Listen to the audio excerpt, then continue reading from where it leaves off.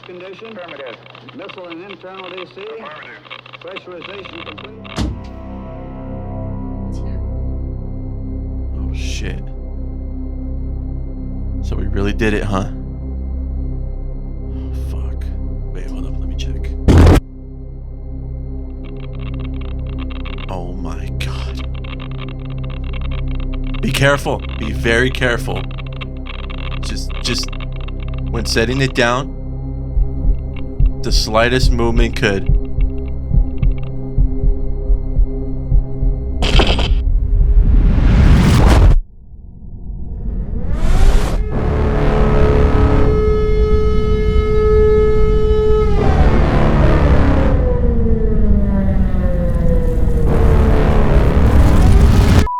All right, here we go. What do we have today? This is Gigaton. Shout out to Rafi, Chris at Three Weavers. I stopped by, did a little pit stop to get their newest release. It is Gigaton. I believe it's a double IPA. Can't confirm because this is a special brew. Dude, oh my God. What happened? She ninja flipped off. We're not reviewing Ninja Turtles. That's next week. Pussy turtles. Teenage Mutant Pussy Turtles. No. Wait, or Teenage Mutant Ninja Pussies. Okay. Wait. All right. I'm gonna keep it right here. I'm gonna keep it low. Gigaton? Yeah. Gigaton. Shout out Three Weavers. It's the bomb. Cheers.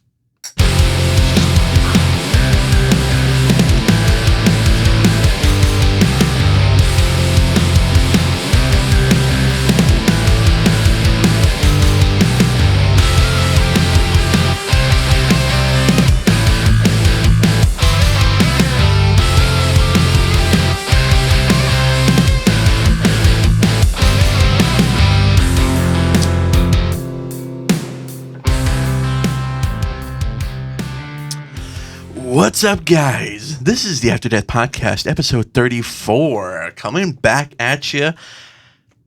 My name is Chris. My name is Ernie. And we are your hosts / co-hosts. And what the fuck is up, motherfuckers? Yes, we do understand that we have just a little bit of a delay with our episodes, but it's only because we've been punching fucking pussies in the pussy. What? Yeah. For 6 goddamn nights. Yeah, so we're really fucking busy. You know, podcasting is not our full-time job as much as we want it to be. We do actually have to pay for all this shit. Mm-hmm. Pay for all the beers. Well, not these ones specifically. Shout out, Three Weavers. They're the homies. They keep us fucking fucked up. Fueled up. This is really light for a double IPA. Exactly. I was going to say, it reminded me, it's like Imperial. Pils. Huh? Tastes like a Pilsner. Exactly. So they're doing some fucking alchemy magic shit. They mixing chemicals, dude. They're getting that periodic table. But it tastes really, really good. Hey, yo, fuck it. All right, let's go. Hold on. Penny. Come on. Yeah, it is a double IPA. Yeah. And you know, we got the special kind. We got the fucking we got the uranium core. Uranium version. core. But these are great. Sorry, I still had to put those on. But these are great. Great beers. Wasn't that great? Is we're fucking busy, so we missed a bit of our schedule in terms of like releasing and everything. So sorry to you guys. I think around this time last year we were hella busy and we had very conflicting schedules. Mm-hmm. So it was damn near impossible. And I think around this time like we did also not have like a consistent schedule up until maybe I think after Super Bowl. Yeah, after Super Bowl. Once the football season ended. Yeah. This weekend, actually tomorrow, we have a Rams versus Chargers game at SoFi. Yeah, we do. Predictions. Ooh. Who's going to win? So it's tough with with preseason games because one, they don't matter, so no one's trying to get hurt in the preseason. Yeah, where the points are made up and nothing matters. Yeah, Yeah, yeah. Shout out Who's Line. And so it doesn't matter, but the rules are made up and the points don't matter. I think the Chargers will still win. I think so too, especially what's his name, Quentin Tarantino. Shout out. Quentin Johnson. Yeah, the new what is he, a running back? No, he's a wide receiver. Wide receiver. Kind of mirroring Eckler, right? Eckler's a running back. Damn it, I got him mixed up. Hey, but I'm learning, right? You're learning. I'm learning. You got names. I got names. Quentin Tarantino is a running back for the Chargers. For the Cincinnati Chargers.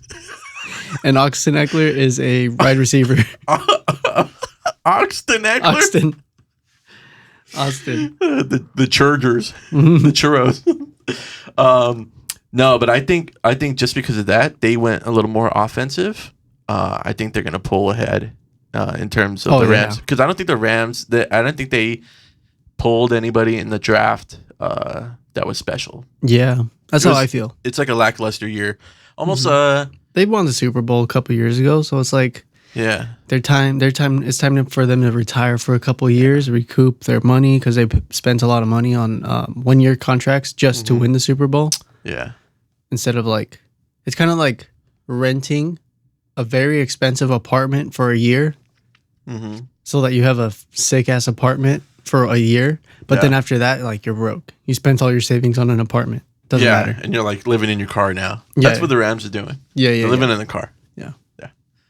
I think so. But speaking of people who can actually dance at the end zone, not the Rams, but Taylor Swift. Yeah. Taylor Swift was crazy. It was hard on a lot of people's bodies. And it was tough. It was tough to work 6 nights, 16-hour shifts minimum. Yes. It was not easy. Back to back to back to back to back. Back to back to back. Yeah. She made a lot of fucking money. In the first 3 days, she made $320 million in merch. Yeah. Did we make a lot of money? No. I'm still making the same amount. Dude, okay, speaking of which, that's got to be a fucking amazing tour to be on. Because her fucking, what is it, her truck drivers? No, all of her tour, everyone that worked with her from day one till now, got paid $100,000 each. What the fuck, dude? Yeah.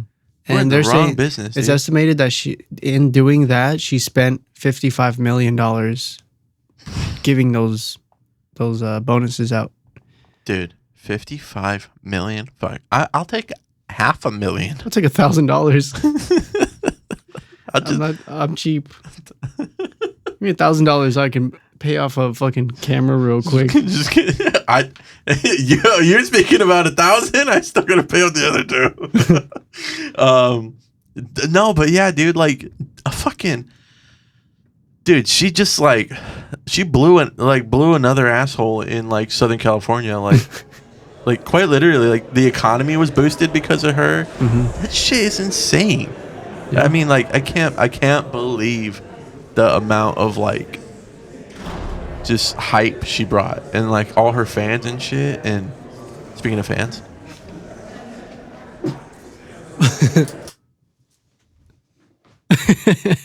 that was sound effects. That was all sound design. it's just like a jet engine. Speaking of fans, no. Speaking of fans, dude, they were just it was like World War Z.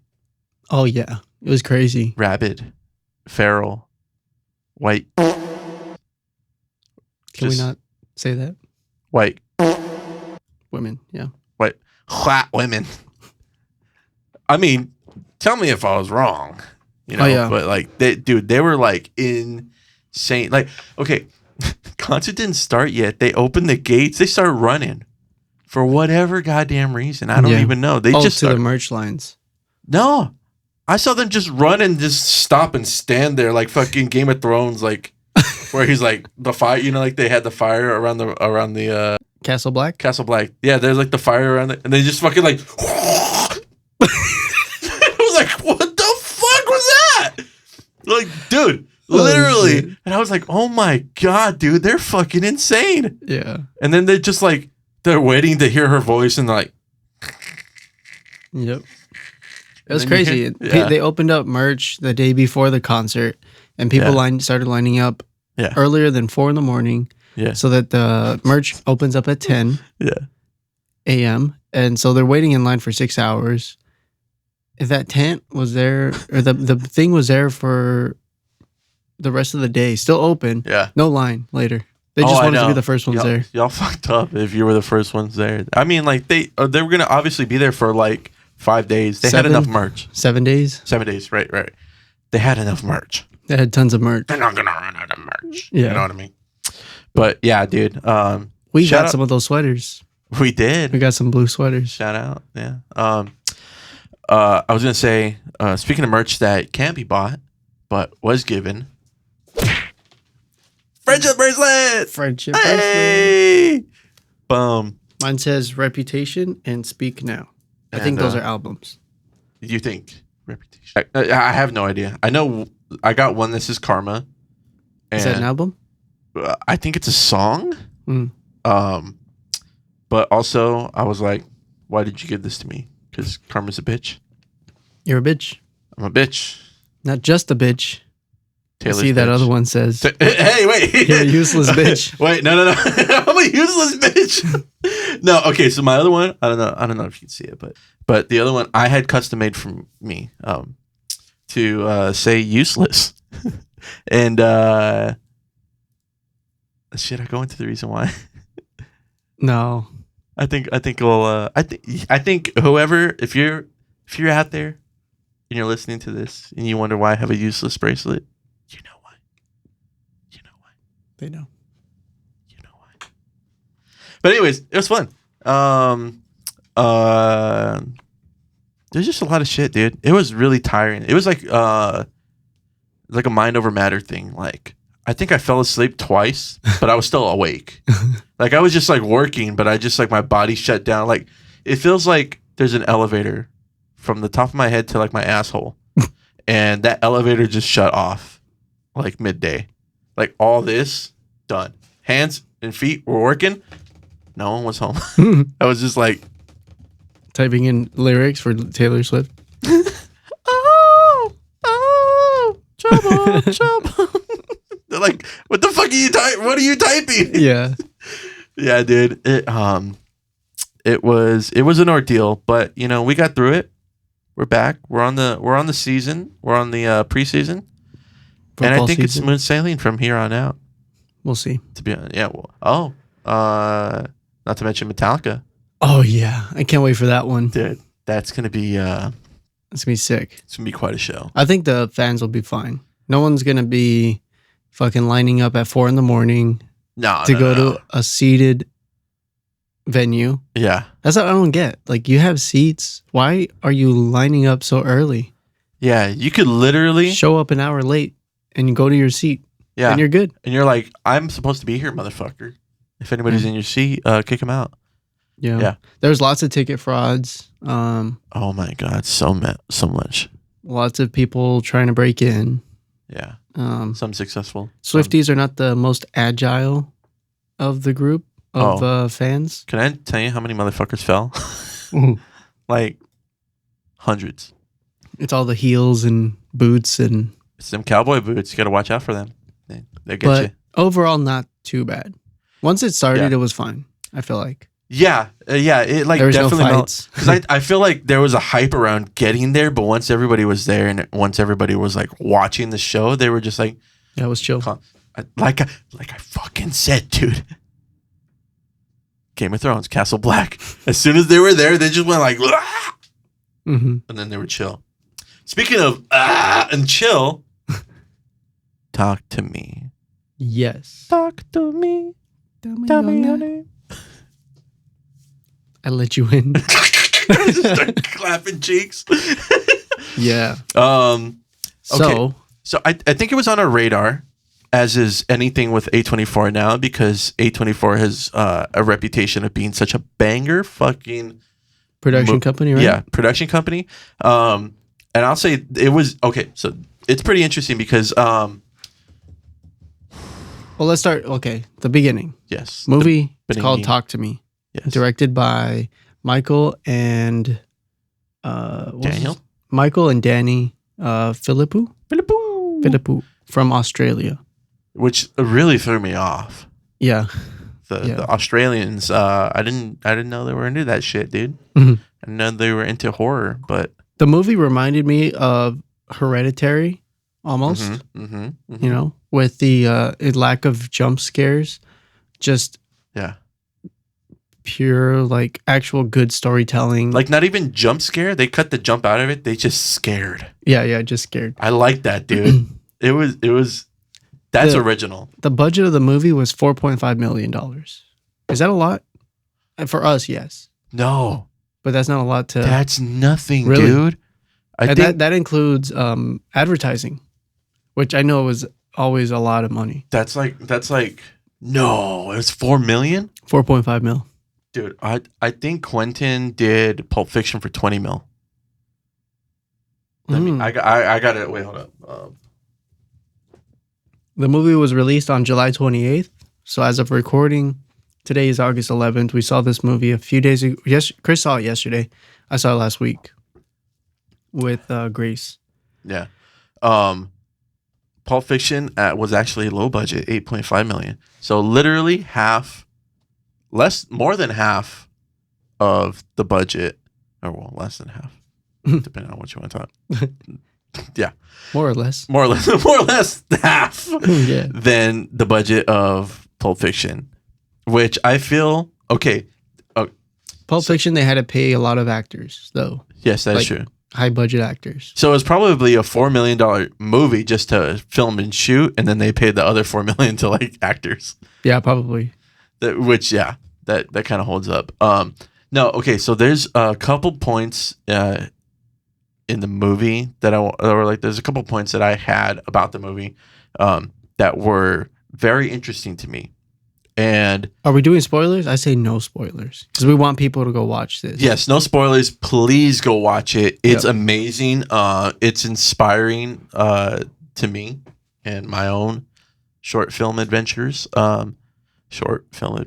I just saw. Never mind. But it was very inspiring to me. When I first heard the hype about it, I kind of didn't want to see it, and there's a reason why. Okay, would you go watch a movie, an action movie that was made by David Dobrik? No. I wouldn't watch anything made by David Dobrik. Exactly, right? Yeah. Okay, no, I know what you're saying. Right? Because there have been YouTubers in the past that have made movies that made it to theater. Yeah. There's a movie made by, do you remember Shane Shane Dawson? Dawson? Shane Dawson. Yeah. He made a movie called Smiley. And I think I remember. I think Esther Pazitsky was in that one. I think so. Yeah. Amongst other people. Uh-huh. It made it to theaters, and it was a terrible movie. Yeah, I remember. Stupid. Let me see. And so, like, you get that idea that a movie's made by a YouTuber. You're like, it's probably gonna suck. That's not why I didn't want to watch the movie. I didn't want to watch the movie because, in my opinion, the trailer sucked. So if you saw the trailer and thought, "Oh, this is gonna be terrible," Yeah. you're wrong. It's a fucking amazing movie. No. Okay. Yeah, and that's okay. So it really subverted my expectation.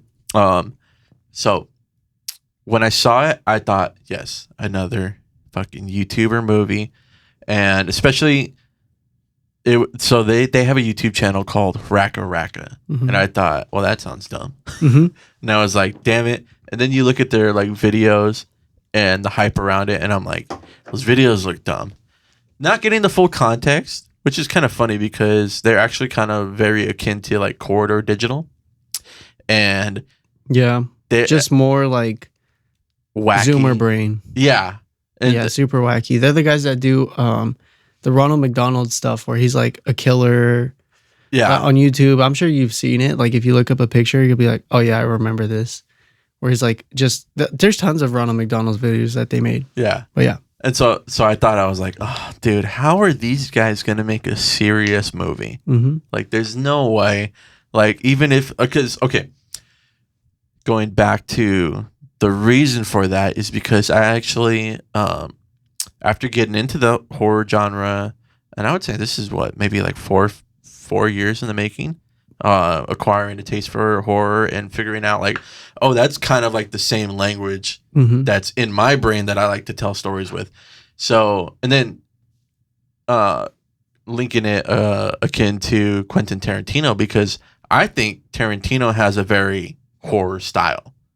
Like the scene in Pulp Fiction where Bruce Willis is walking back to the apartment, Yeah. and it's like this slow follow, like tracking shot, Mm-hmm. and it's just real creepy, and he's just like, it's like broad daylight, but it still gives you like the chills a little bit, and I'm like, dude, that's fucking cherry on top.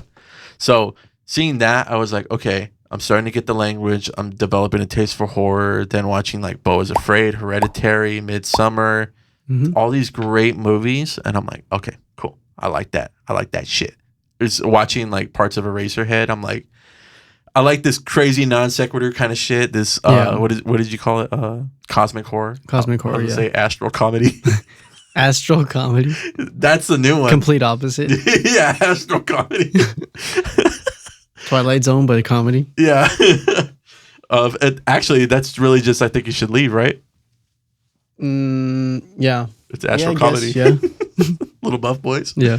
But yeah, so I started watching those, and then once I saw Talk to Me, I was like, okay, let me give it a chance, because you said it was really, really good. Mm-hmm.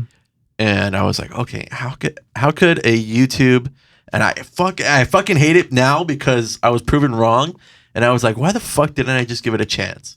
Like, I already prejudged it, and that was kind of shitty. Yeah. So it was really, really good. Yeah. Like to the point where in my head I'm like, dude, they are speaking my goddamn language. I wanted to make a shot like that. I would have done a shot like this. I would have done a shot like that. And that brings me to my second point.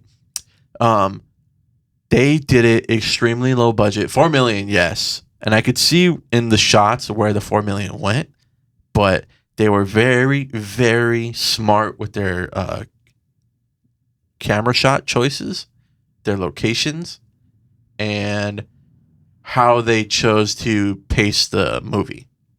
So in terms of like camera locations, like one, if you're using a lot of wide shots and a lot of like open space, you're gonna have to rent that out, right? Yeah. So like they were using like tighter lenses. They were using like only half of the space, and the other half would be like is what they say over the line, right? So like technically these cameras have a line between them, right? And then we're never like crossing lines and going like a camera's facing the other way, because then you would see the cameras, right? So they were very good about finding out how to divide the room in like a good way. And then just just the production, the costuming, blue walls. They had like light blue walls, and then she was wearing yellow, which is very complimentary to her skin tone, and then everybody else was wearing like dark reds and like blues, and I was like, dude, production design on this, fucking amazing, dude. For those of you that don't know, the movie is about a group of teenagers that use a hand to. It's like a kind of like a voodoo thing, right? Like it's a fifi for your soul. It's a, what are they called? It's basically a Ouija board, but it's in the shape of a hand. Yeah. And they use that hand to talk to the dead. Yeah. You hold it, you say the words, talk to me, and then immediately after holding the hand, you see in front of you the demons the demon that's in front of you. Yeah. You're basically talking to the dead, and and I love the how fast it is when they show a demon and then they look away, and then they show the wide shot where it's not there. Yeah. Nobody else can see it except the person holding it, and then you have to say the words, "I let you in," and then that demon then takes over your body and communicates through it. Yeah. And I love that the demons are not willing to let go of the hand because they want to stay. Yeah. They're dead. They want to stay. Something horrible happened, but they typically like express like how they died, or they look around the crowd and they see like they're like somebody's talking to you, like they get a message out. Yeah. Or like sometimes it's a message, sometimes it's like possibly it could be like someone who died. I don't want to spoil it because it's a really, really good movie. You guys have to go watch it. In the theaters, I would say you have to watch it in theaters. I think that atmosphere is pretty good for it. Yeah, it is. I mean, definitely if you watch it at home, it's a little creepier because it's like takes place mostly in a home. Yeah. So I think that would be a fun aspect to watch. I like the theaters where it's dark, it's a huge room, and you're focused on nothing but the movie. Yes, that is true. I like that too. I like that feeling. And they have a huge fucking sound system. Right. So that works. Oh, it was loud. Yeah. The beginning was so loud with the knife. Oh, yeah. That shit made a lot of people jump. Yeah. And me, I was like, oh, shit, that's loud. It got me, dude. Yeah. I was like... I know it did. Okay, so you had went and watched the two movies that we're going to talk about, Talk to Me and Oppenheimer. And you watched them with Grace, and you were telling me, and I was a little late to the game. You were like, dude, you have to go watch them. They're really good. And yesterday I was like, I forgot. I think I was just chilling around the house. Yeah, we're like, we need to record a new episode. Yeah. And I'm like, you need to watch Oppenheimer, bro. It's so good. We got to talk about it. Yeah. And then I was like, and you should watch Talk to Me because it's such a short movie. It's only an hour and like 20 minutes. Yeah, it was really quick, and I love that it was that quick. Yeah. But I love that it wasn't rushed, like a 57 or like a 62-minute movie. It was good, like an hour 20. It was really good pacing. Great. And so then I was like, you should watch them both and let's record an episode. Yeah. And then you're like, fuck, 4.5 hours? 4.5 hours, dude. And then I was like, well, let me look it up let me see. If you watch Oppenheimer today, you could watch it at 6:30. Yeah. And then I was like, what time does Talk to Me start? And I'm like, oh, it starts in 30 minutes. And then I'm like, make a decision, Chris. You got to go. And then I was like, fuck. I was like, fuck, dude. I was like, okay, if I go there, then blah, blah. Well, do they even have tickets? And I was like, and then you were like looking up Oppenheimer tickets, and I was looking up Talk to Me tickets, and I was like, fuck, dude, I can do it. And I started buying like the tickets, and you're like, dude, you only have like 20 minutes to make it. And I was like, I can do it. And then, so yeah, I ended up fucking hauling ass over to Long Beach. Watching both. I first got in. I think I did the right thing, which was funny because people talked a lot about this with Barbenheimer. Yeah, I did with Barbie. I did Talk to Me Heimer. Yeah, Talkenheimer. $1 million ideas. I said it. You're like, I'm the guy. I'm the guy you want me. I make it sound good though. No, yeah. So it made sense, right? I was like, yeah, I should go to Talk to Me first because I don't want to have to watch,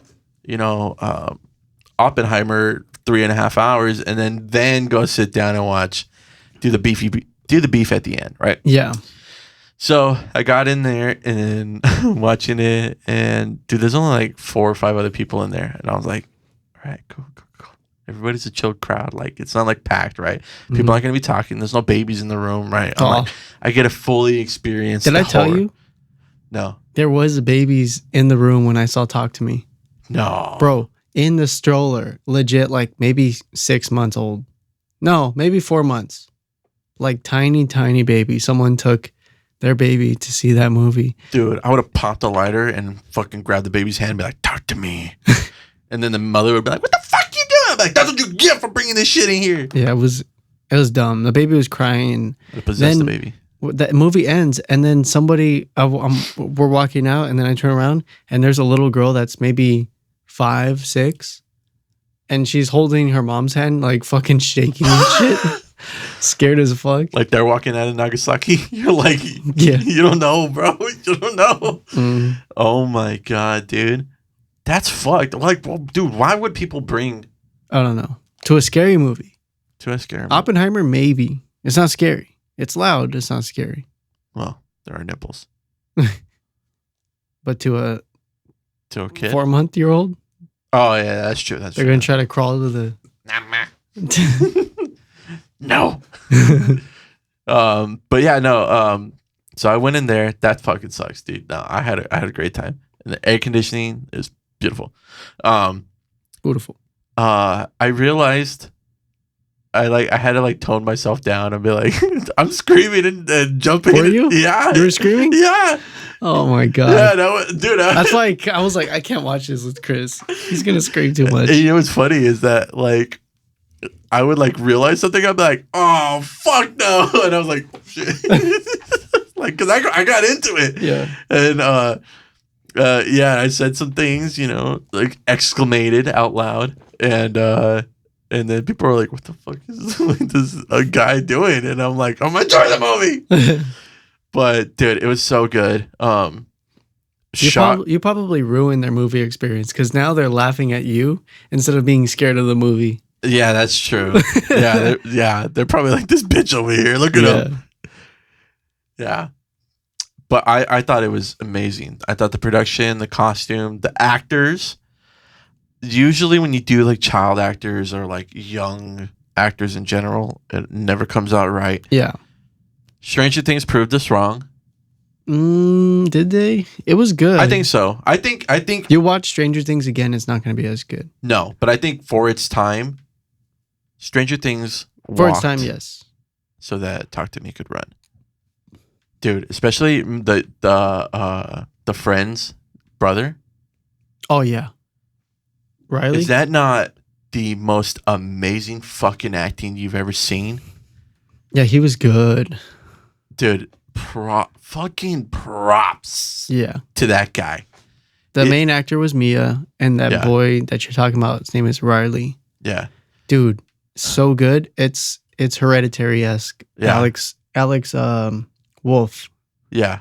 Acting. Yeah, dude. It was good.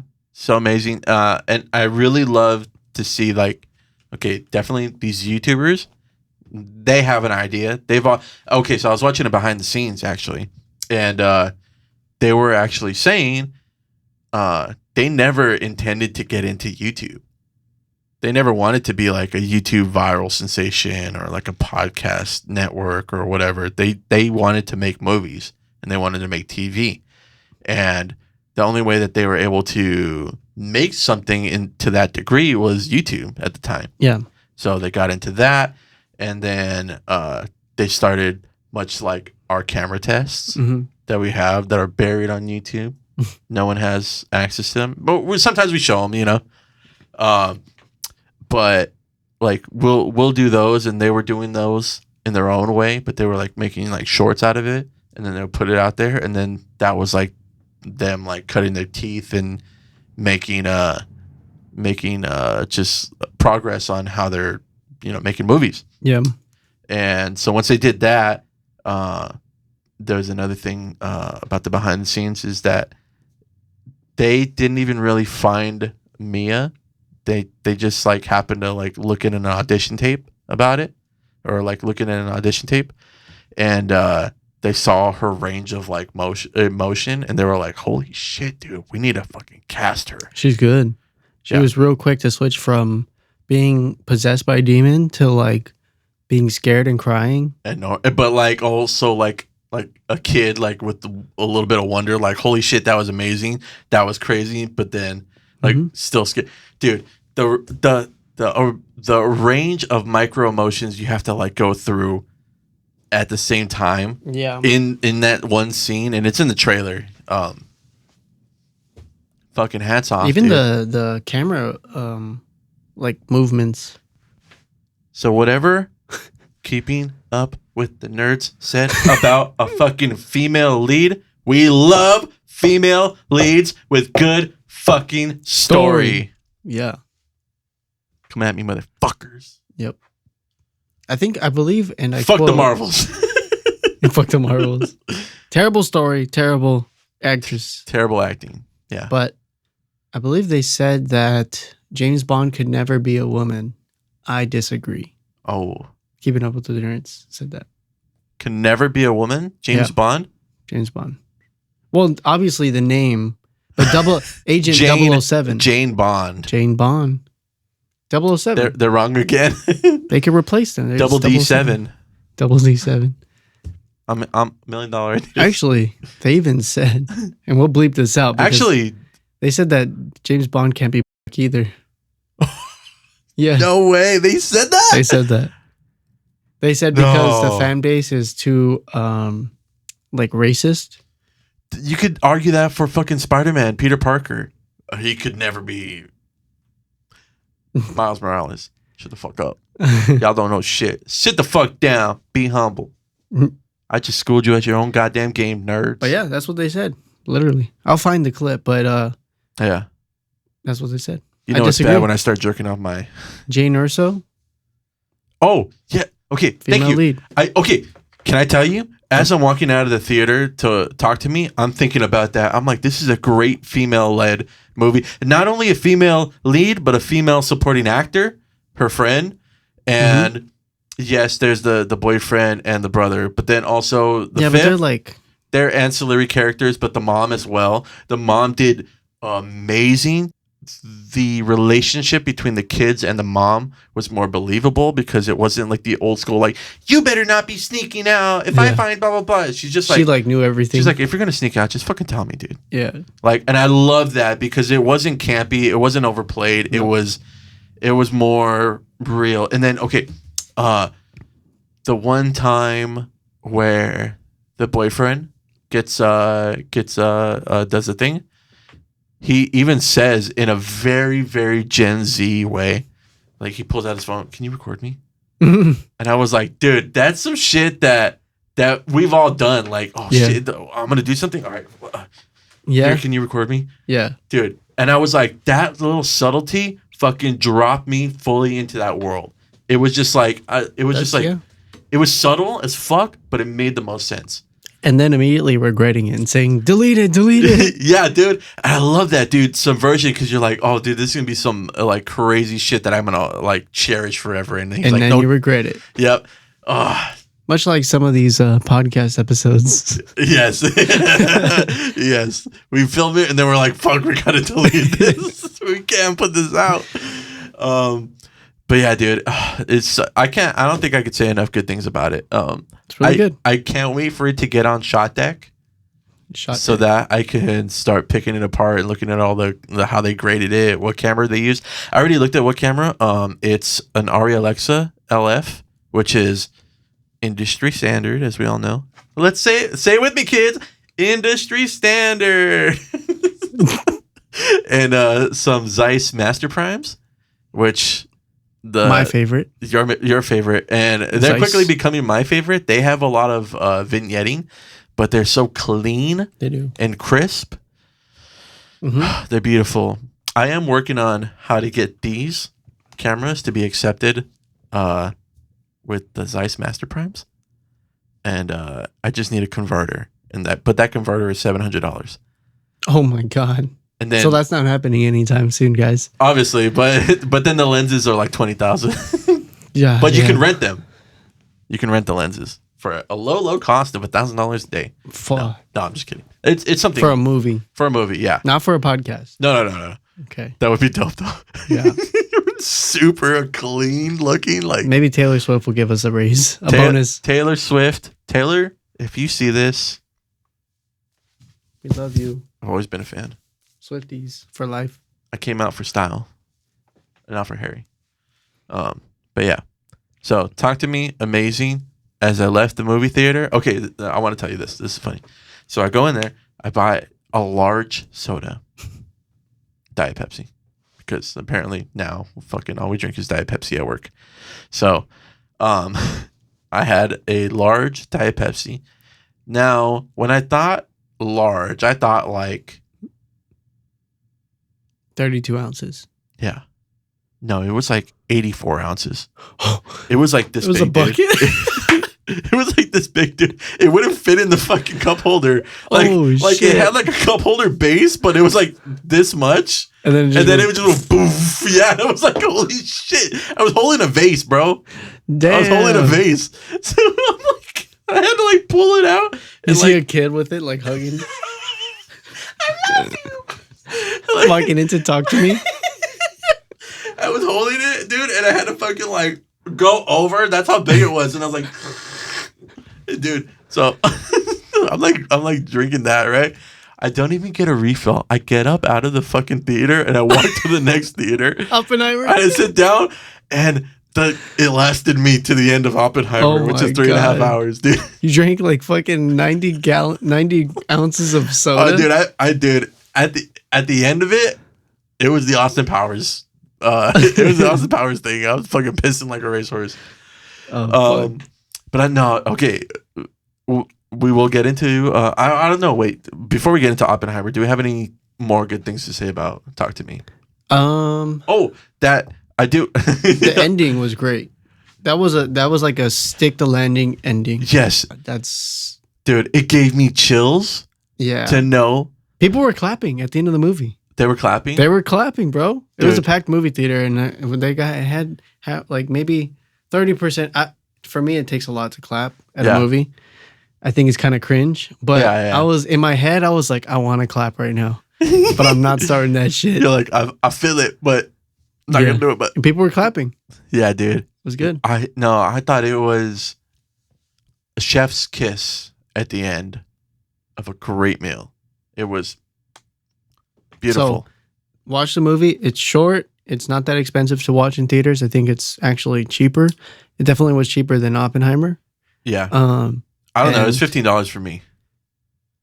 No, well, yeah, with taxes, it was like $13. Oh, 13, yeah. And it's really good. Take your girlfriend to watch it. Take your boyfriend to watch it. Lots of fun. Take your mom. Take your cousin. Take your brother. And support YouTubers that can make good movies. Yes, support YouTubers that can make good fucking movies. And not shitty shorts on YouTube. Not us. But yeah, they know how to color grade. They know how to act. They know how to have good, amazing camera work. Yeah. Like when she flips her head back and like the camera flips. Dude, the flips, I like that. Okay. And I always think about that too. They didn't overdo it. Yeah, like they Wes didn't. Anderson. Yes, I'll give that to you. Yeah. I'll give it to you. Because I was like, this can maybe work one more time. And I think they only did it once. Yeah. Oh, and then when they did the montage of everyone in the party doing it, it was great. The light music, like if it was a circus trick. Yeah, and then you just see everybody's immediate face like turn dark. Yeah. Like the dark circles around their eyes, like they're being possessed. It was good. And then immediately switch back to like normal. Yeah, because they made it feel like this incredibly terrifying alien thing was just like commonplace and normal now. And you're like, wait. And the viewer, you're feeling like, wait, what the fuck? No, I should be afraid of this. This is something this is something weird and scary. But everybody in the movies, like, it almost like takes you a little bit out of it. Like, what the fuck? What? They're just fine with it now? And then you realize that's why they're going that way is because they got comfortable. And then what's going to happen? And I was like, oh, that's perfect subversion. Mm-hmm. Subverting the audience. It was really good story writing. And then I started thinking, almost like, damn, like I know we want to make a movie, but like we have to come up with something like on this par. Yeah. Yeah, I think that is the new standard for like storytelling from YouTubers. Mm-hmm. It has to be. And I think it can be like 20% not as good as that movie. Yeah. And to still be good. Still be like, oh shit, y'all did something. Yeah. Which makes me want to see. I don't think you've seen it, right? I don't think you've seen it. The Machine. No. Because I'm also thinking from a comedian's perspective, making a movie. I don't think it's on the same level. I think it's very different. I think it's very different too. Because they have money already, which is why they're doing it. Yeah. And these people, these YouTubers are making it out of love for the game. And risking it all. I mean, I don't think they had lots of money. Yeah. Let me see what the machines. But the machine didn't go to what is the film festival? Not Sundance. Was it Sundance? I think Sundance. Yeah. Yeah, machine didn't go to Sundance and win. Oh yeah. YouTubers made a movie, submitted it to Sundance, and like blew it out the waters. That's who had the $20 million budget. What? The machine. 20 million? 20 mil. Obviously, like 10 of that probably went to Mark Hamill. Yeah. So, but yeah, 20 mil budget over 4 mil, and arguably, Talk to Me is way better. And also, being funny is not as hard as being scary. Yeah, because so we do some comedy is subjective, but horror, I think, is if it's a good horror movie with a good story, it can just scare everyone. Yeah, and that's like something when we first did like the short for The Shed. There's a fine line between horror and just boring. As opposed to comedy, there's still something to like watch. There's some nuance to it. Yeah, but comedy or horror is like trying to ride the line where you get down into like it's almost trying to like lull you into a false sense of security, and then it gets you, right? So if it doesn't get you, then you're stuck under that false sense of security. Then you're like, why am I watching this movie? It's not even scary. Yeah. Or if the scary parts aren't scary enough, then it takes you out of it completely. And then you lose the audience, and then now, nothing, like whatever you did that is going to be a banger in like 20 minutes doesn't fucking matter because you already lost the audience in the beginning. And Talk to Me had none of that. It was just banger after banger after banger after banger. Even the insert shots, like, for those who don't know, insert shots are just like nonsensical, abstract things that don't really matter in the grand scheme of things. They're just almost like a transition point. But like there was one point, like when there's rainfall, there's rain at the floor. There was one point where it was just a tree, looking up, and the tree was just like doing this, and you really don't know why, but then those like transition points kind of help play the story and go farther. It makes the world feel bigger. Yes. Because you're not so enclosed into one house, two houses. You're outside. You're making weather. Yeah. You're not, because for the most part, it's hard to just make rain. Yeah. Like, or to know when it's going to rain and then schedule to that rain. You're making weather for most of these movies. Yeah. So then you're like, okay, that's a fucking pretty good production, or a pretty good, like set design. Yeah. There's a big production behind this movie. Yeah. Which for $4 million, dude. I'll be outside with the water hose like yeah, dude. I mean, some people do that.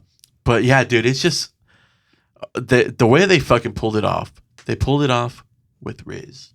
With Riz, dude. They fucking rizzed me up and slapped my ass on the way out of the theater and said, "See you next time, kid." Adolf Rizzler. Speaking of Adolf.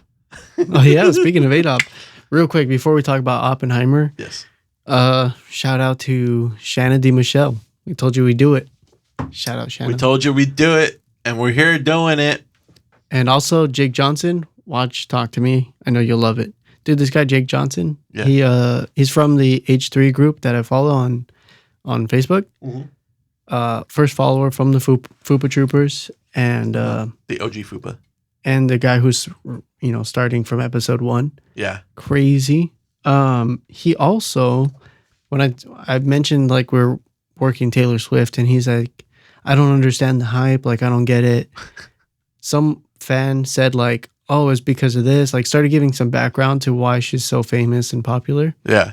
And she was like, give it a chance. This dude listened to 12 hours of Taylor Swift in 2 days.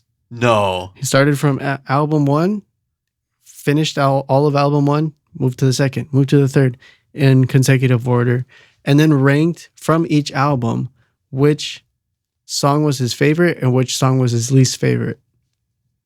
He Anthony Fantano'd it? He Anthony Fantano'd it. Oh shit, bro. The whole saga of Taylor Swift. You just gotta shave your head next. I'm like, Holy damn, shit, he's dude. just doing it willy nilly. Like, we should have him on the podcast and like, Have him on for episode 50 and he can eat 50 hot dogs. why? Just because I want Does to that see have to do someone with- eat 50 hot dogs. We can get them real cheap from Costco. Damn, dude. Imagine eating 50 of those long boys. Yeah. Fucking extra large Slim Jims. Versus the giggly guzzler. Oh shit! I can't eat a lot, dude. I'd eat like 2 and be like, I'm done. But yeah, no, he's crazy for doing that. That is insane. But I get the I get the Every appeal. song, every album, every. See, okay. When you're discovering an artist, you hear one song of theirs, right? Or you hear that they're a very good artist. What do you do? What's your first foray into their music? Like, you open up their Spotify page, what are you doing? You go into the top 5? Definitely You're going to the top 5. filling it out, seeing if the top 5. But I don't trust the top 5. I don't trust the top 5 I either. listen to the top 5. I don't trust it. I So feel like then that, after the top 5, I go through albums, Mhm. and I'm like, which album art looks best? Sick, right? Yeah. Yeah, and then because then it shows that they're putting work into, they care about what they're putting out. Mm-hmm. And then after that, I just start skipping around in the Yes. album. I never go with just the first because it could be hit or miss. Or like it's an intro to the album and it's like Yeah. 30 seconds and it doesn't really mean anything from the album. Yeah. So I skip around. Okay. And then I do word of mouth. Like I'll ask people, like, what's your favorite song from this artist? That's very good. That's very good. Yeah, I find myself not even listening to the first 5. I go to like you said, what has the banger album art? Mm-hmm. And I click that. And then once I click that, this is what I like to look for in a song, because I think the best songs are not the ones that are on the number 1 or the number 3 or the number 5 and 7. Like, Even numbers? yeah, dude, there's a little bit of a little bit of a magic or like number voodoo to number ones. Like, there's like track 7. Track 7's a banger. Track 1 is a banger. Sometimes track 3 or track 4 is a banger. But Those are all odd numbers. those are, yeah, it's weird. It's like in betweens. Track 11. If you listen to track 11, you're a real one. Like, because it's like track like 11 and 12, right? It's a second to the last album or a second to the last song. You might like it, you might not, but if that's your favorite, that means you listened to 10, went to 11, and then probably finished out with 12. So what I like to do is go to track 9. If there's a track 9. If it's like an EP or something like that, I like to go track 5, track 4, track 5. Okay. Because I can guarantee you open up Spotify and, like, for instance, if you go like Bill Murray and go like track 9 or something like that, I bet you it's a banger. But I also play the numbers game, but then I also look for short titles that have a little bit of meaning to them. You know what I mean? Like, there's just there's a structure about it. That sounds like there's no structure the way you're describing it. No, because you have to like look at it. Like, what's a band that I don't know that you know really well? Like Circa. You know, like a lot of Circa songs, right? Okay, we'll do Circa. I don't really listen to them apart from, but like name or like go to a banger album. It's probably the one with the balloon, right? You picked the album. I picked the album. I would pick On Letting Go. Out of pure, not because I know it's good, but because I know that the album art is good. Okay, and this is what I do. Living Together, In the Morning and Amazing, The Greatest Lie, The Difference Between Medicine and Poison is a Dose. I think that's a great title. Therefore, I think it's going to be a good song. On Letting Go, track 9. But also Close Your Eyes to See. I think that would be a great song too. It's 3:34. I mean, truth is, all of these All of songs these are are good. bangers. But yeah, like, okay. But yeah, the difference between medicine and poison is a dose. That's the best song. Oh yeah. You hit him with the double bass in the beginning, dude. You're done. You're done, son. Dude. Yeah. Oh, and then that chord. This next chord though. These bars. If we get claimed, that's cool, right? Yeah, I think this is fine. Yeah. But dude, that. Yeah.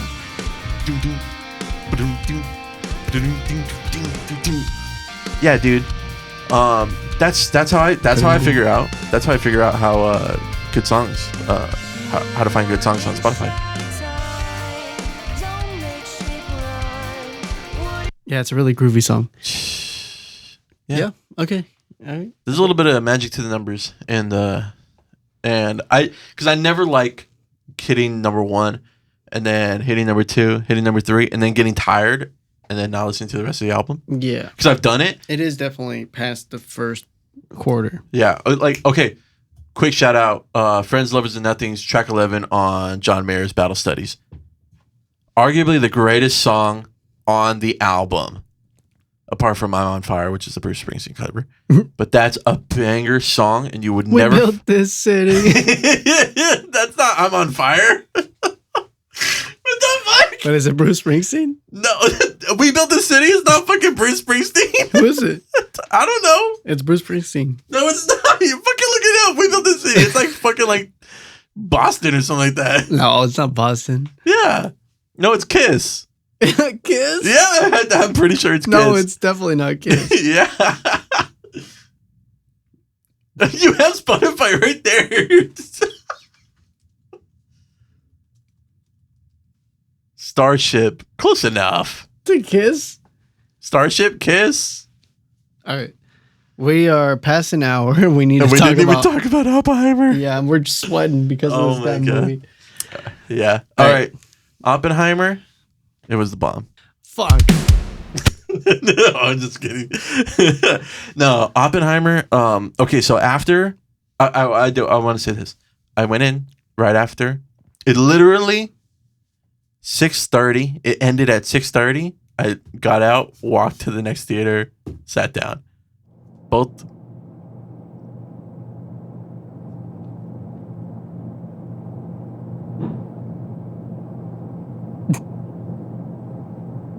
Both seats, the numbers, G7. A lot of people in this world aren't G7, but my people were G7. Did you pay for the second one? I paid for the second one. You did? Yes, I did not want to be an asshole.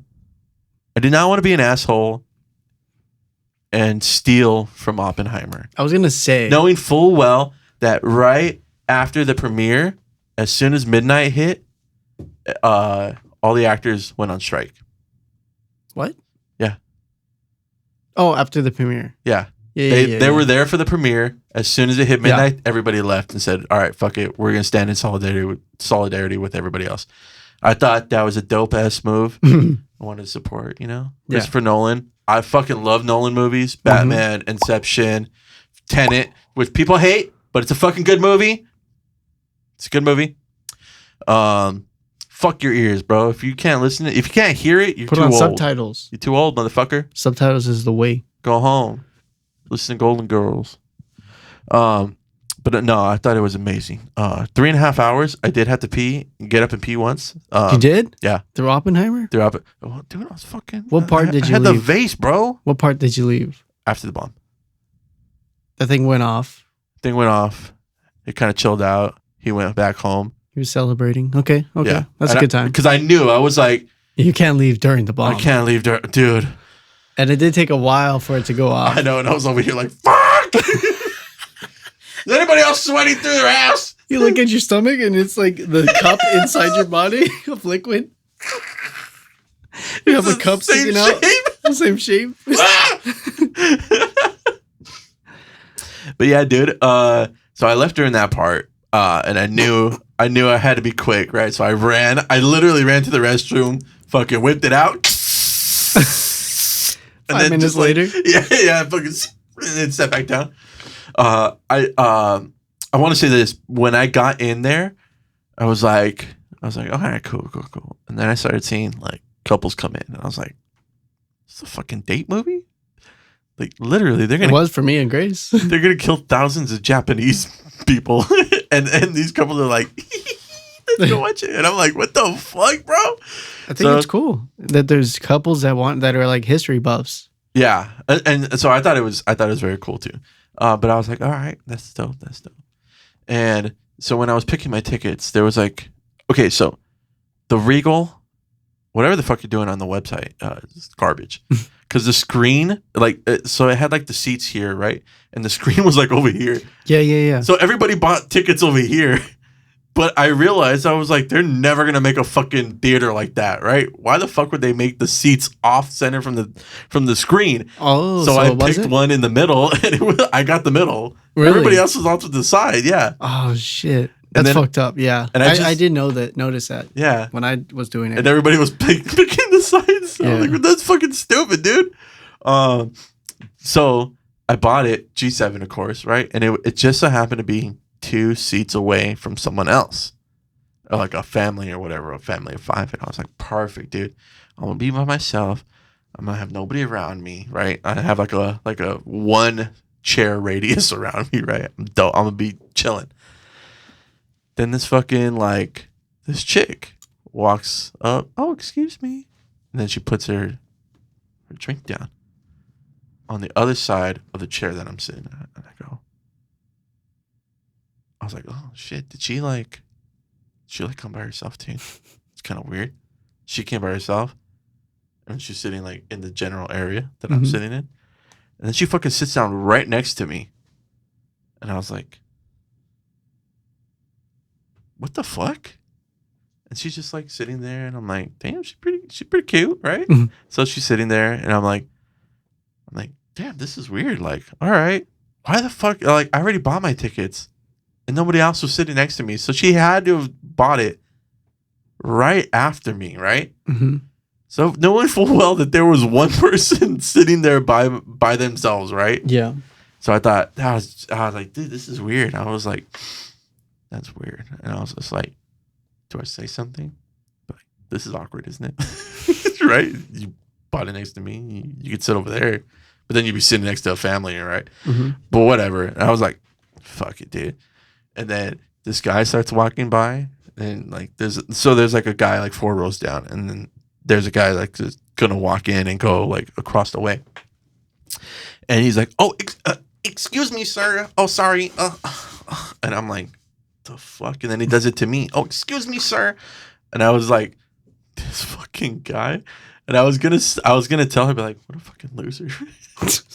And then he goes, oh, excuse me, ma'am. And I was like, dude, who the fuck is it? And then he sits right next to her. That was his girlfriend. Oh shit. And I was just about to talk shit to him.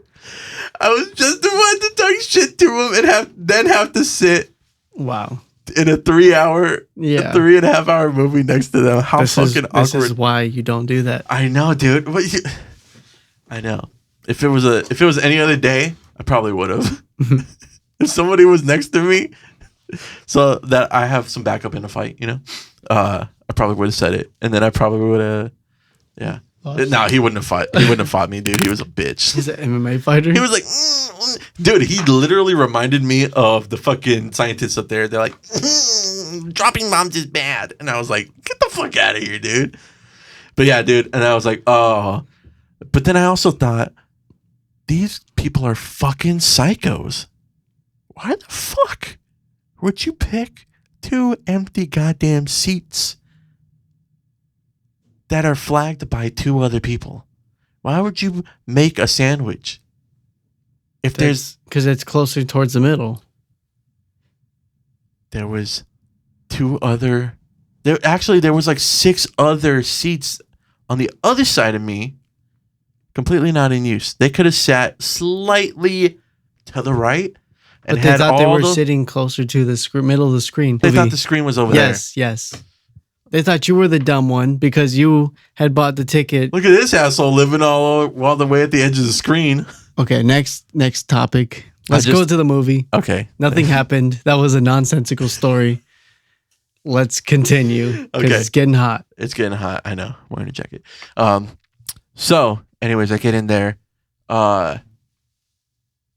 I'm not gonna lie. I pretty much caught all the movie, Well, I hope so. which I don't know. Yeah, that's what you're there for. I'm not gonna lie, I didn't either. I was there the whole time. I didn't catch shit. I almost missed none of it. No, like in terms of like the history and the people, like Niels Bohr, fucking what's his name? Hook. I just know the last names because I'm like they're so fucking ingrained into my head. Everybody knows Oppenheimer, everybody knows Einstein, but like all these other like ancillary scientists, I was like, dude, I remember those names. And they're talking about like physics and like Niels Bohr is the one who figured out that atoms are they actually don't exist in they're not like clumped together, but electrons are not like clumped together like neutrons and protons, but they actually spin in a cycle. Mm-hmm. And then of course they developed that into like the Niels Bohr cloud diagram, which is actually, I wonder if Oppenheimer influenced that cloud design because technically he was in quantum mechanics, which is more theoretical, which if you think about the electron cloud, it's a little more theoretical. Like at any given point, it could be anywhere in this cloud, but once you actually take a photograph or you measure it, there it becomes a point in space. Mm-hmm. So it's not necessarily that it was always there, but it's probability that it's there. And then when you finally photograph it, it's in that there. spot. Yeah. Which this is like Marvel for nerds. Where you saw all the fucking scientists gathered together.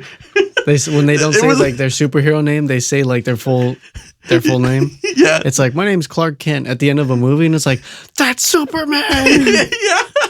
Yeah, dude. My name's J. Robert Oppenheimer. Yeah, nice to meet you.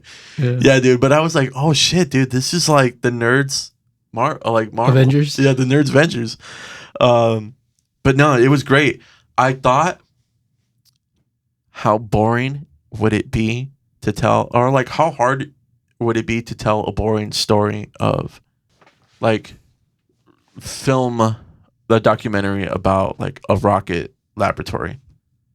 Like, how are you going to make that interesting? How are you going to make that a movie where there's like tension and release and like climax and all that? But then I realized, oh shit, the history is a lot darker than they actually tell it to be. Yeah. Like with the whole CIA shit, dude. And at the end where they drop Kennedy, where they fucking serve him. Who was that? Oh, Robert Kennedy? Okay. And you're like, I got chills, dude. I was like, oh, shit. Wait, what part was that? So remember Strauss? Yeah. When he figured out that he's not getting like promoted. Yeah. He got denied. And then he was like, who denied me? And then they were like, oh, some guy from Michigan wanted to make a name for himself. What's his name? Robert F. Kennedy. And he goes, okay. Like, all right, motherfucker, you're on my list.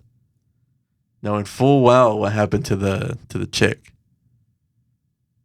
with the glove. You saw that? I saw it. It was crazy. I saw it, dude, and I was like, and he said she had barbiturates in her what you call it, in her bloodstream, even though she drowned.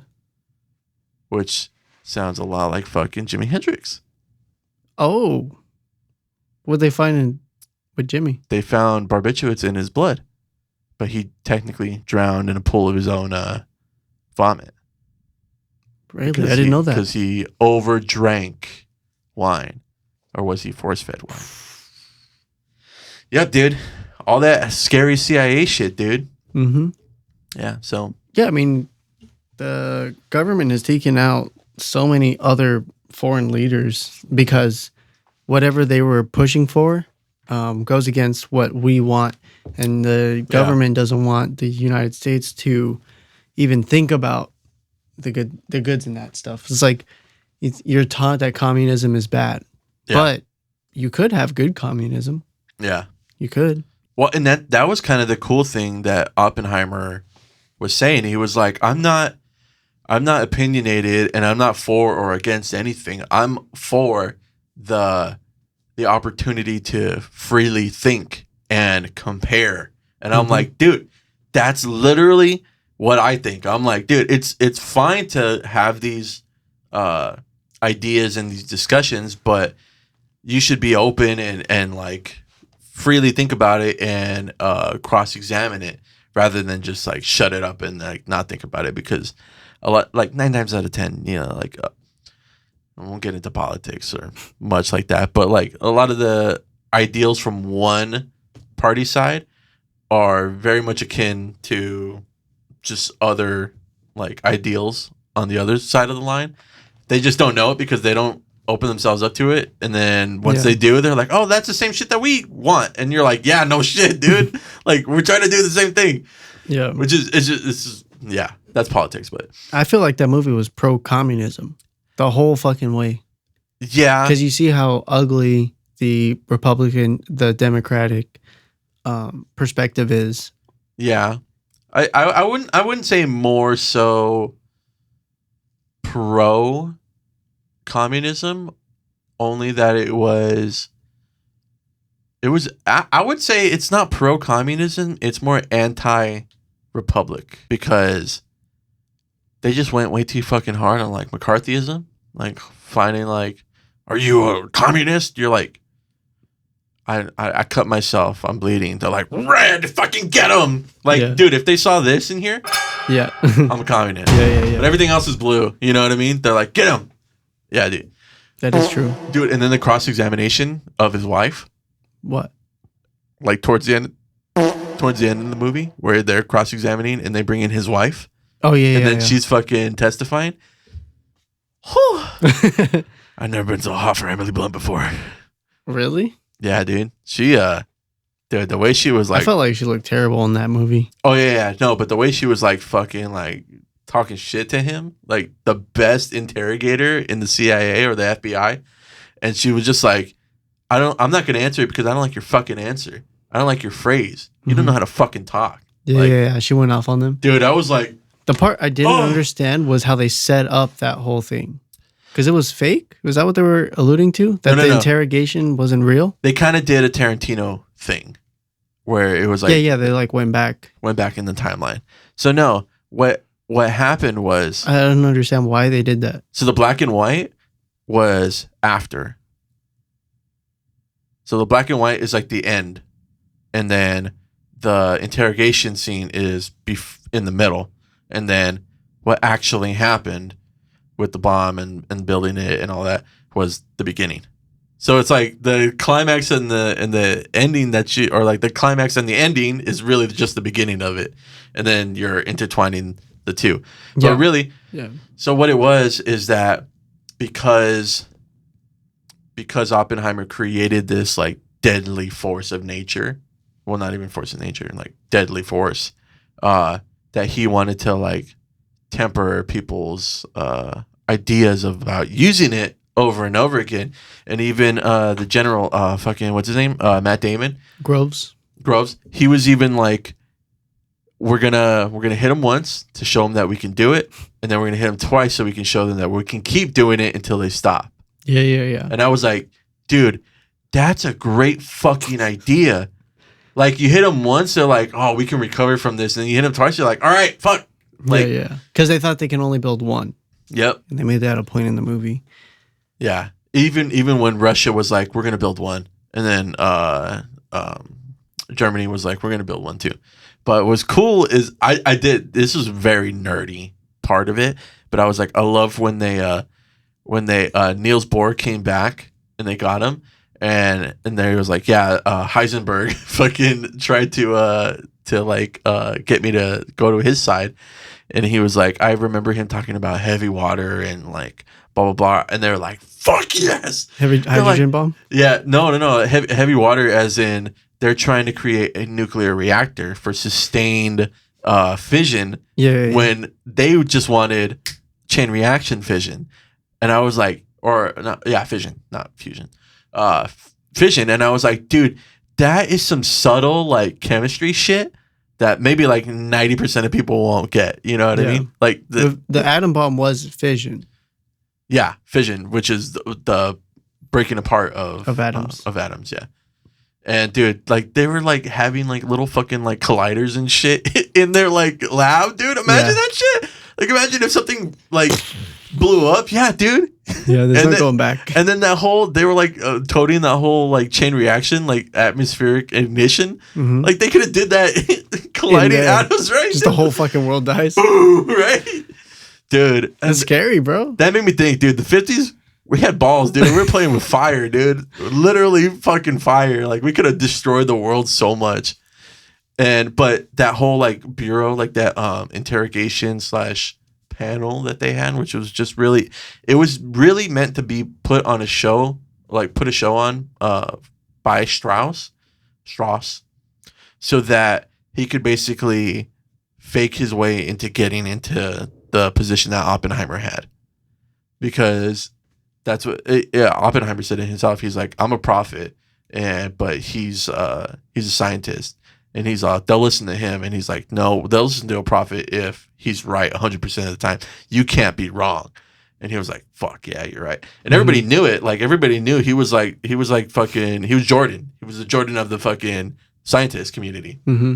So he had to find a way Strauss had to find a way to continue research on that hydrogen bomb, because Oppenheimer was like, dude, I did it once. You could fuck the world up with this. Why would you want to make something more strong, more stronger or bigger than this, and potentially just like ruin us even more, right? I mean, once you're dead, you're dead. You know? That's why he didn't want to pursue Teller's idea of the hydrogen bomb. He's like, stop fucking pressing that. He's like, we have this. Yeah. This is good enough. Like, don't give them this power of the hydrogen bomb. Yeah, and which is funny because they're like, for the hydrogen bomb, we need fusion. And he's like, well, how do you have fusion? And he's all, well, we need a fission bomb. And he's like, I'm trying to make a fission bomb, fucker. Yeah. So, like, help me make step 1 so I could help you make step 2. Mm-hmm. And, I mean, you can see that kind of get resolved in the movie. Yeah. But, yeah, that whole panel thing was just a way... It was just bureaucratic shit. All of that stuff, like, I didn't know going into the movie. Like, we're not taught that. We're just taught, like, Oppenheimer built the bomb, dropped on Hiroshima and Nagasaki. Yeah. And then, like, that's it. Ultimately what led to Japan, just giving up. Yeah, surrendering. That's all we're kind of unconditional surrender. Yeah. We're not taught about all this other political stuff, which I think is a big mistake. Yeah. On, like, the public school system. Yeah. Teach that shit. Like, teach the consequences between that. And because it would make everybody anti-government. But we were never taught that he regretted building the bomb. Not until later. Not in school we weren't taught that. Yeah. Yeah, he built the bomb, but he immediately regretted it. And he's quoted like, I am become death, the destroyer of worlds. We thought that was like a flex. Yeah, exactly. Come at me, motherfuckers. Yeah, and we're like, bro. Yeah. We're like fucking like Oppenheimer bros and shit. Yeah, you just read the quote and then you're just like, yeah, this guy's crazy. Like, that's some cold shit to say, bro. And he's like, fuck. Yeah, he's like, no, what am I doing? And the fact that they put a time restraint on him to build the bomb before it was dropped on us. Yeah, dude. I didn't know that. Yeah. They're like, well, Germany's already working on it. Yeah. Fuck. Okay, I'll build this shit. Yeah, dude. And then they got that little spike of radiation from Russia, and they're like, oh shit. Mm-hmm. Which is the Tsar Bomba. That it turned out that it was actually real. Mm-hmm. They actually did have bomb tests, and they actually had a lot of bomb tests, atomic bomb tests in Bikini Atoll, which is like the Pacific. Yeah, goes back to SpongeBob. I just say SpongeBob, but also fucking King Kong and Godzilla.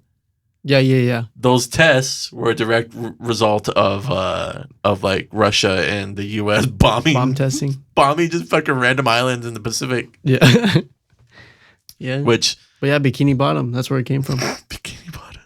So wait, is it the Russians' fault or the U.S.'s fault? Russians. Is there any lore? SpongeBob lore? No, they don't say why, but that they're saying like all the radiation caused Bikini Bottom. Yeah. That's why it's like when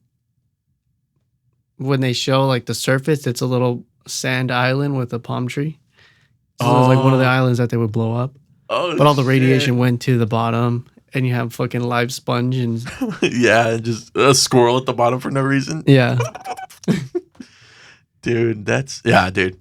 It was a great movie. It held my attention for 3.5 hours, which is a fucking feat in itself, dude. Like, I will admit, Inception at sometimes kind of lost my attention, but it's still a good premise and a good story, so it stuck with me.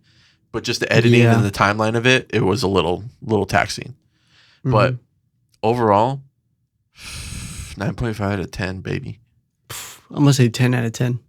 I hesitate to give a 10 out of 10 because there might be a movie that just takes the cake for me, 10 out of 10 for me.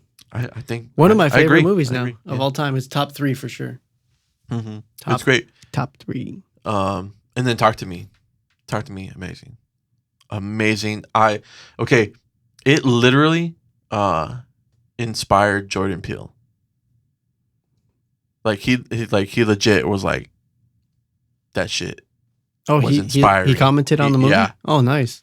So when you got Jordan Peele in your corner, yeah, it's like, all right. Ain't nothing can stop There's you. now there's competition between Ari Aster, Jordan Peele, and oh, not even that, dude. Did you know Ari Aster is a fan of the movie? He literally texted one of the directors and was like, "Good shit, dude. Nice. I like your movie." And it's funny. I was reading an article about it, and he screenshotted, or his friend was like, "Dude, I think Ari Aster likes your movie because he liked it on Twitter, like the fucking comment." And then he took a screenshot and sent it back to his friend and said, "This guy." And, right, where it's like Ari Aster's number and like the group's or like the text conversation. Yeah, but he accidentally sent it back to Ari. Oh shit! So he just literally like doxed himself, right? Yeah. Fuck. And then he was like, but he kind of played it off like he meant to do it. Like he meant to do it. He was like, but fuck, I think I fucked up with Ari. He hates me now. Yeah. But I was like, dude, that is some baller shit, dude, to have like these titans of like horror and like really, really good storytelling and be like, good shit, man. So did you understand, going back to Oppenheimer, the part where the whole security clearance was important to him? So the reason why security clearance was important is because it's basically like people who only have security or have that security clearance can speak on whether or not political use of the bomb. Yeah. So if Oppenheimer wanted to continue denouncing the bomb like he did in the initial panel with Strauss trying to mine and move isotopes, and he fucking like balled up on Strauss and he was like, fuck you, dude, like we're not doing that shit. Mm-hmm. And so if he wanted to continue doing that and fighting that fight, he had to get his security clearance, which would have never have happened if Strauss didn't get vindictive about it, because he basically created the problem and then tried to become the solution to Oppenheimer's problem. Yeah. So it was all man-made by Strauss that kind of fucked himself in the end. Because and Strauss didn't like Oppenheimer because of his left-leaning political views, right? Yeah, and he was basically like, dude, you created the best weapon on Earth. We need to keep researching. Yeah, and he was being a little bitch. He was like, well, if you have something stronger than the atom bomb, then you need to tell Truman. Yeah. And he's like, bitch, shut your bitch ass up. Like, I'm the one building this shit. Yeah, exactly, dude. Yeah. And I was like, dude, this is some high level political shit, dude. Like, motherfuckers get killed for this shit. Yeah, when they're sitting at the dinner table. Yeah. Talking about it. Oh, dude. So fucking good. No, and then they try circles on the fucking areas of like where to bomb. I heard that the black and white versus color scenes was not past and present. I heard two different theories. Mm-hmm. That one was Strauss's view, which would be the black and white. Yeah. Or was it? And then the other was Oppenheimer. So like if you notice at the dinner scene, it went from black and white to color when Oppenheimer walked in. You remember that? I didn't notice that. Yeah. I noticed it. Because the whole movie I'm trying to figure out, I'm like, what's black and white, what's not? I heard before I went into the movie that one is subjective while the other is objective. Subjective and objective. Yeah. Christopher Nolan says the color scenes in Oppenheimer are subjective and the black and white scenes are objective. So subjective is like relevant to the subject. So it means like first person point of view. And objective is like, well, I would say like fact. Like it's object, like an object. Like you can you can't see deny it. Yeah. See, it seemed to me the color scenes represented Oppenheimer's perspective while B&W scenes... Oh, see, that's what I said. Okay. People claim it was pretentious and overrated. Should believe. They're talking about they keep talking. A lot of people are talking about how they think that Nolan has like gotten to his head. It's like, dude, all the greatest filmmakers are like that. They're very narcissistic. Yeah. I don't think Nolan is narcissistic, but I think he knows I think he knows he's a genius in the filmmaking of course world. Yeah. And undeniably so. Like, I think that Kubrick is definitely one of them. Like, he knew what the fuck he was doing. Yeah. He knew that he was a big deal. It was funny. I think who was it? I think it was Jordan Peele where, it was Scorsese. Was Scorsese? No. It was on Whiskey Ginger. What was it? Let's just say it was Scorsese. Okay. So there was an interview and it was Scorsese. Let's say it wasn't. And basically the gist of it was you have to be a genius to be an asshole. Because then that's not true. Well, no, you have to be a genius, like a director, like a genius director to be an asshole. Because then people will still work with you because you're a genius, but you get to be an asshole. Oh, in regards to directing films. Almost like what was it? Because you could be a dumb asshole. You could be a dumb asshole, yeah, and nobody will work with you. Yeah. But you could be a genius asshole, and people will still want to work with you. Yeah, I've heard that before. Just like fuck it, what's his name? Alien. Cameron? No. James Cameron? No. Ridley Scott. People say he's an asshole, but he actually just knows what he wants to see. And because he was used to kind of like directing, like almost like indie film. He would be used to directing, shooting it, holding the camera, so being the operator, and like having a hand in almost everything. Like Tarantino? Much like Tarantino. And people say Tarantino's not an asshole because he's like quirky and lightheaded, but like quirky and light. But yeah, it's like you could be an asshole and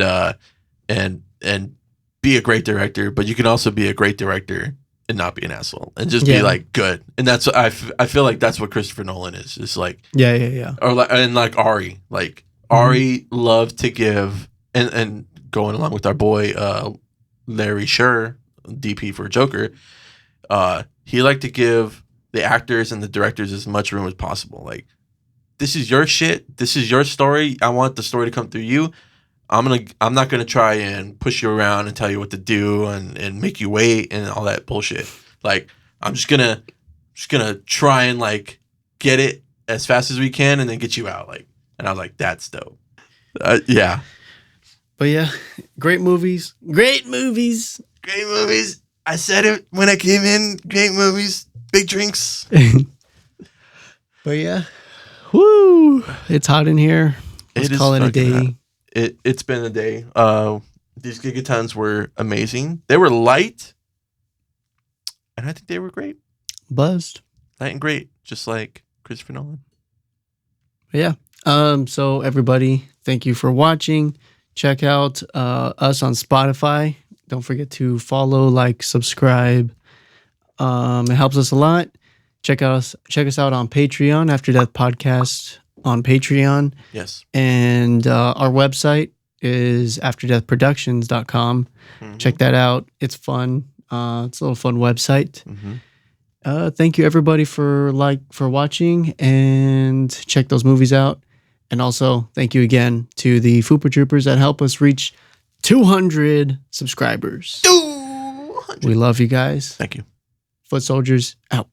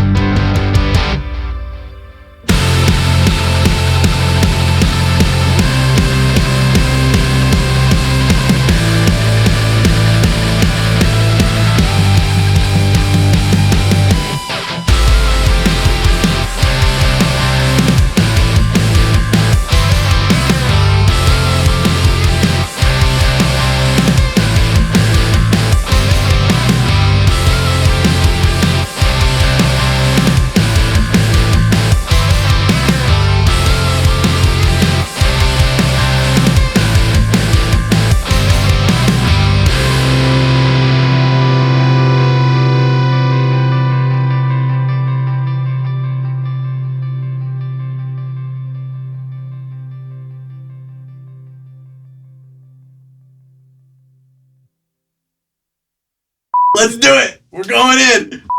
Wait, what are we going to talk about? The 2 movies, but what else? I got shit for days, dude.